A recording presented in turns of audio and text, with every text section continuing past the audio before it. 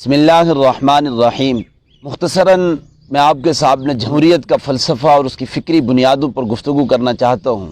ویسے تو حضرت عیسیٰ سے بہت عرصہ پہلے یونان میں جمہوریت قائم ہوئی تھی، اور وہ جمہوریت بڑی سادہ اور محدود جمہوریت تھی، اس لیے کہ یونان کی چھوٹی چھوٹی ریاستیں ہوتی تھی، اور وہاں کا جس ریاست کا جو سربراہ ہوتا تھا وہ اپنی آبادی کو اور لوگوں کو کسی ایک مقام پر جمع کر کے ان سے رائے اور مشورہ لے لیتا تھا، اور اس کے بعد جو اس نے فیصلہ کرنا ہوتا تھا وہ فیصلہ کر دیتا تھا۔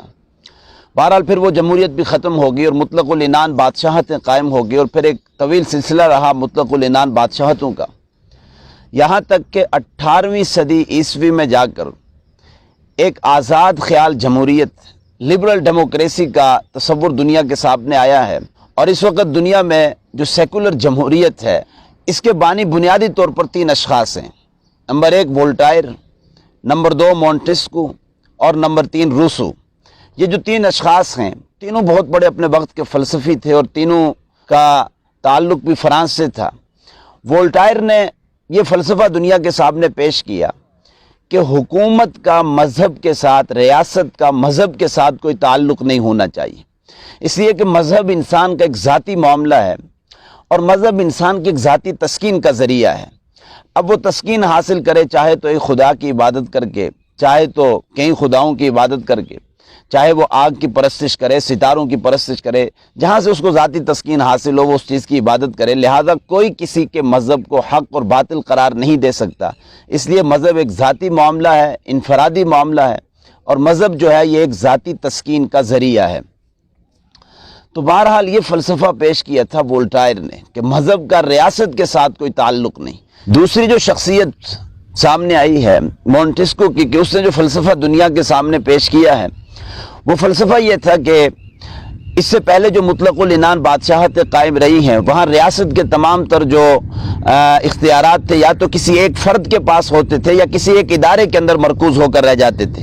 لہذا ریاست کے تمام تر اختیارات کسی ایک فرد کے پاس نہیں ہونے چاہیے، اور نہ ہی کسی ایک ادارے کے پاس، اس سے عوام کا شدید نقصان ہوتا ہے۔ اس نے پھر تفریق اختیارات کا نظریہ پیش کیا اور ریاست کو 3 حصوں میں تقسیم کیا۔ اس نے کہا سب سے پہلے تو ایک قانون ساز ادارہ ہونا چاہیے جو قانون بنائے، جسے مقننہ کہتے ہیں، اور اس جمہوری نظام کے اندر اس کو پارلیمنٹ یا اسمبلی کہا جاتا ہے۔ نمبر 2، اس قانون کو آگے نافذ کرنے کے لیے ایک انتظامیہ ہونی چاہیے کہ جو اس قانون کو آگے نافذ کرے۔ اب اگر صدارتی نظام ہوگا تو اس انتظامیہ کے سربراہ کو صدر، اور اگر وہ پارلیمانی نظام ہوگا تو پھر انتظامیہ کے سربراہ کو وزیر اعظم کہا جائے گا۔ نمبر 3، اس نے کہا ایک عدلیہ ہونی چاہیے خود مختار۔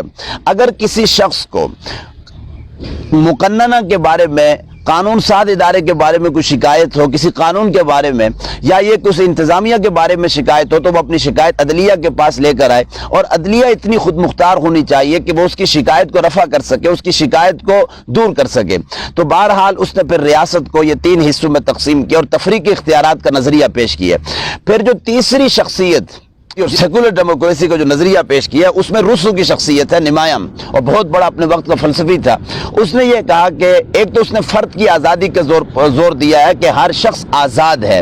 نمبر 2، افراد کو اس آزادانہ اختیارات کی بنیاد پر اپنی کوئی نمائندہ حکومت بنانی چاہیے کہ افراد جب چاہیں کوئی حکومت بنائیں اور جب چاہیں تو وہ کسی حکومت کو گرا دیں۔ تو بہرحال یہ روسو کا فلسفہ تھا۔ تو یہ 3 شخصیات ہیں کہ جنہوں نے یہ فلسفہ دنیا کے سامنے پیش کیا ہے، جس کے نتیجے میں آج ایک لبرل ڈیموکریسی اور سیکولر ڈیموکریسی وجود میں آ گئی ہے۔